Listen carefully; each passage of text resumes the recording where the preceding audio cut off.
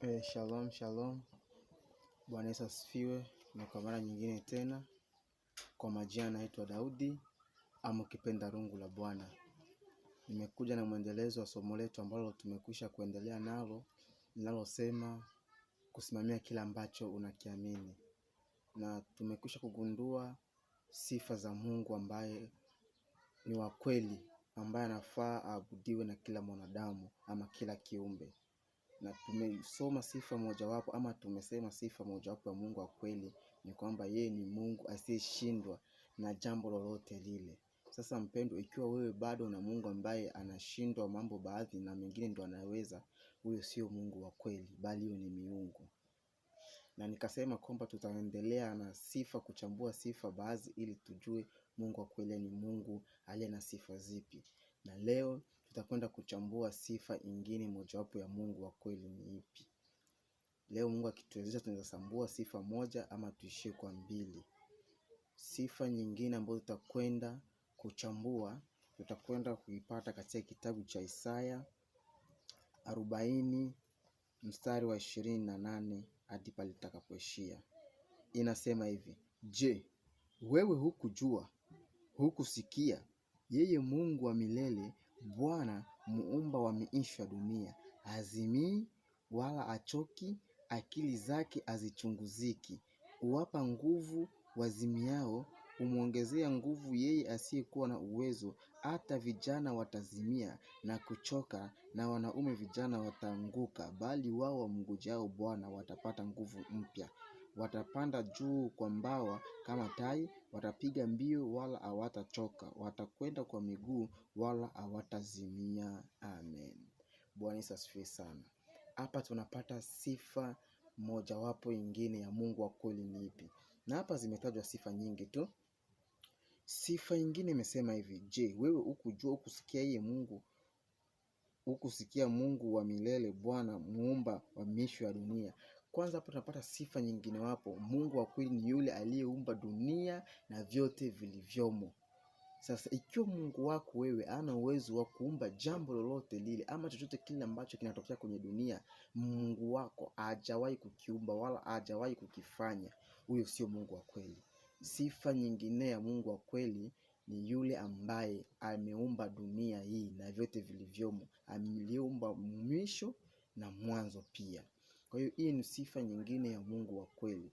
Ikiwa Mungu wako yeye hana uwezo wa kuumba, ndugu mpendwa, tafadhali njoo kwa Mungu yule aliye na uwezo wa kuumba, kwa sababu yule aliye na uwezo wa kuumba amekuumba wewe, na huyo Mungu ambaye wewe unamwamini pia ameumbwa na yeye, huyo Mungu wa kweli. Sifa nyingine wake na kwamba nyingine mojawapo ya kwamba akili zake hazichunguziki. Yaani huyu Mungu ambaye ni wa kweli yuko na akili. Kuna miungu mingine haina akili na watu bado wanang'ang'ana kuiabudu tu, lakini huyu Mungu wa kweli ambaye mimi ninakwambia ni Mungu ambaye yuko na akili na aishi tu akili. Kuna baadhi ya miungu wengine wako na akili lakini akili zao zinachunguzika, unajua akili yake inaishia hapo. Lakini Mungu huyu ambaye tunayemwamini wa kweli, akili zake hazichunguziki. Yaani pale kwenye akili ya mwanadamu inaishia, yake ndio inaanzia. Huyo ndio Mungu wa kweli. Kama tuko na Mungu ambaye yuko na akili, sasa kwa nini wewe ufuate Mungu ambaye hana akili, na wakati Mungu aliye na akili na akili zake hazichunguziki yupo? Hiyo ni sifa nyingine ya kwamba Mungu ni muumbaji aliyeumba dunia na vyote vilivyomo. Yeye pia yuko na akili na akili zake hazichunguziki. Hazimii wala hachoki. Bwana asifiwe sana. Mwanadamu ana mwisho, anafanya kazi anachoka. Miungu mingine ukitumikisha sana inachoka, inaanza kuomba sadaka, makafara za damu, mara ujikatekate kama vile Wabali alivyojitaabisha kujikatakata na iko wajibu chochote. Sasa lakini huyu Mungu wa kweli yeye hazimii, hachoki wala halali. Sasa kwa nini uang'ang'ane na Mungu ambaye huwa anasafiri, Mungu ambaye huwa yuko kwenye vikao, Mungu ambaye anachoka, Mungu ambaye anazimia, Mungu ambaye hana akili, Mungu ambaye hakuumba chochote? Kwa nini ung'ang'ane na Mungu wa namna hiyo, na wakati tunaye Mungu ambaye ndiye aliyeumba mbingu na nchi na wewe ikiwemo, Mungu ambaye hachoki, haazimii, Mungu ambaye yuko na akili na akili zake hazichunguziki. Kwa nini umwache huyo uambatane na hayo mengine miungu ambayo haina sifa hizo zote? Itakusaidia dini yote Mungu? Hiyo ndio mpendwa, sifa za huyo Mungu wa kweli ambaye tunamtangaza kwako leo. Tunashuka inasema hivi: uwapa nguvu wazimiao. Yaani pale unaposhindwa, yeye sasa ndipo anakutia nguvu, anakusaidia. Kumbuka maandiko yanasema ya kwamba nimewaandikia enyi vijana kwa sababu mnazo nguvu. Sasa inasadika kwamba vijana wanazo nguvu, lakini kuna muda sasa ifikia kwa huyo Mungu wa kweli, kuna muda vijana nguvu zao zinaisha, lakini sasa yeye anawatia nguvu wale vijana. Hizo ni sifa za Mungu wa kweli ambaye, ndugu, tunafaa sote tumwabudu, sote tumtumikie kwa gharama yetu yote. Hiyo ni sifa zingine ambazo tunazipata kutoka kwa Mungu wa kweli, ambaye ukienda kwa miungu mingine au huyo Mungu ambaye hana sifa hizi, ukienda kumlinganisha naye utakuta si chochote kabisa. Isaya pia 55:6 inasema hivi: mtafuteni Bwana maadamu anapatikana, mwiteni maadamu yuko karibu. Sikia ndugu mpendwa, kuna miungu mingine ukitafuta haionekani, ukihitaji jambo haikufanyi chochote, haikusaidii chochote, kwa sababu hajulikani yuko wapi. Lakini huyu Mungu wa kweli anakuambia mtafuteni, ukimtafuta utampata, ukimtafuta tu maadamu anapatikana. Mungu wa kweli huyu, muite maadamu yuko karibu. Ukimuita, ndiposa nikasema msaada upatikanao tele wakati wa mateso ni yeye. Ukimuita yuko karibu kukusaidia na shida zako zote. Huyo ndio Mungu wa kweli ninayemtangaza na ninayetaka wewe na mimi tumtumikie huyo Mungu ambaye yuko karibu. Ukimuita anaitika, ukimtafuta anapatikana.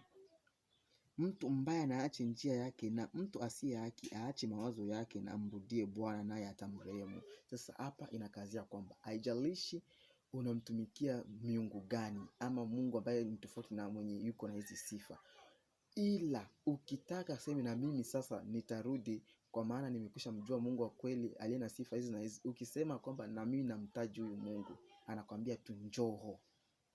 Uziache tu hizo njia zako yote, miungu yako, kama vile kipindi cha Elia walipotambua kwamba Mungu wa kweli ni huyu, wakachana yule Mungu Baali na wale manabii wa Baali wakachukuliwa wakaenda kuchinjwa, na Waisraeli tena ikamrudilia Mungu wa kweli. Na wewe mpendwa, linganisha Mungu wako na huyu ambaye nakutangazia siku ya leo. Kwenye sifa zao, je, wanafanana? Ikiwa hawafanani, njoo kwenye huyu Mungu ambaye azimii, achoki, akili zake hazichunguziki. Yeye ni muumba wa vitu vyote. Huyu ndiye Mungu wa kweli ambaye unafaa kumwabudu na kumtumikia. Kwa hiyo ndugu mpendwa, hizo ndo sifa za Mungu wa kweli. Sasa ninataka nikupatie pia jambo lingine, nikikusii kwa jambo lingine ambalo unafaa ufanye. Huenda labda ukawa na njia kusitasita, nijaribu niende, ama ukisikia moyo unashawishika, jaribu kufanya jambo hili. Nataka nikwambie jambo ambalo ni jema, ni zuri, ukilisikia litakujenga. Usiwe na mashaka na huyu Mungu. Ni Mungu wa kweli, ni Mungu wa kuokoa, na ukimfuata, kitu ambacho takuhakikishia hautajuta kwenye maisha yako, hata kuangusha. Tukisoma kwenye kitabu cha Zaburi 34:7, hapa sasa tunataka sasa tuangalie faida ambazo wewe unayemtumikia Mungu wa kweli utazipata, kwa sababu tumeshagundua sifa za Mungu. Sasa kwa wanaomcha Mungu wa kweli, faida ambazo utakazozipata ni hizi. 34 kitabu cha Zaburi 7 inasema hivi: malaika wa Bwana hufanya kituo akiwazungukia wamchao na kuwaokoa. Ukishamjua Mungu wa kweli atakuagizia malaika, nao malaika ambao amekuagizia ni kwa ajili ya kukuwekea ulinzi. Hakuna jambo lolote litakuzuru, hakuna madhara yoyote utakayopata, kwa sababu unamcha Mungu wa kweli. Sasa wewe ambaye haujamcha huyu Mungu wa kweli na unatamani umche, unatamani na wewe umtumikie, umwabudu, sikia sasa jambo lako. Nani inasema? Onjeni muone ya kuwa Bwana yu mwema, heri mtu yule anayemtumaini. Sasa ndugu mpendwa, wewe ambaye unamwabudu Mungu ambaye si huyu ninayekutambulisha kwa siku ya leo. Ninakuhitaji sasa, njoo umuonje huyu Mungu, usikie ladha yake, jinsi alivyo, matendo yake. Nimekwambia sifa zake ndio hizo, na ukimwamini huyo Mungu wa kweli, malaika watakulinda na mali zako na vitu vyote vinavyokuzunguka na familia yako, kila kitu kitakuwa salama. Kwa hiyo mpendwa, njoo umonje huyu Mungu ambaye anaitwa Jehova. Huyu ndiye Mungu ambaye azimii, achoki. Kwa nini ung'ang'ane na vitu visivyokuwa na uhai, vitu vinavyotengenezwa kwa kazi ya wanadamu, miti inayochongwa? Wewe ndio yako kuabudu. Mungu sifa yake yeye aonekani, aliumba, hakuumbwa. Kwa nini sasa wewe kitu ambacho unakichonga kwa mikono yako ndio sasa tena wewe unataka ukiabudu? Fikiria kwanza hali kama hiyo. Mpendwa, nakusihi njoo umuonje huyu Mungu. Kitabu cha Zaburi kinasema, onjeni muone ya kuwa Bwana yu mwema. Huyu Mungu ni mwema, njoo umuonje, njoo usikie ladha yake, ingia ndani mwake ndio umuone jinsi alivyo. Hiyo ni kitu ambacho utakipata kwa wewe ambaye unayemcha Mungu wa kweli. Hizo ndo faida ambazo utakazozipata kwa wewe unayemcha Mungu wa kweli. Na hili ni somo ambalo utakwenda kuishia hapa kwa leo, ila kuna mwendelezo mwingine ambao utakuja hapo mbele. Kumbuka tunabaki kwa faida ambazo utakazozipata kwa wewe ambaye unayemtumikia Mungu wa kweli. Na tumegusia mojawapo ya faida kwamba utazungukwa, kwa maana utagizwa malaika. Mungu atakuagizia malaika wake, watakulinda na vitu vyote vitakuzunguka, hutapata madhara lolote.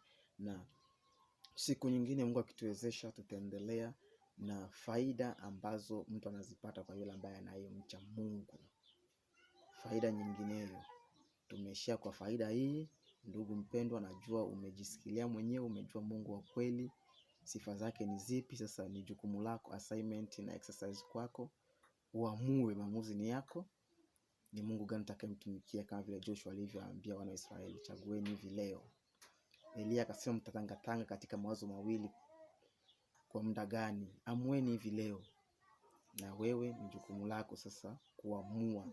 Na mwisho kabisa nitakuhakikishia pia sifa nyinginezo ambazo utazipata ukiamua kuja kumuonja huyu Mungu ambaye ninakutangazia kwake, faida ambazo utazipata. Ndipo sasa maamuzi itakuwa ni kwako. Mimi hilo ni jukumu langu.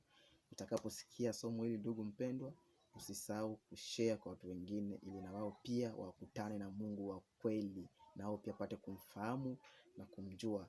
Kumbuka ulikuwa nami mtumishi Daudi, ama ukipenda Rungu la Bwana. Bye bye, see you once again.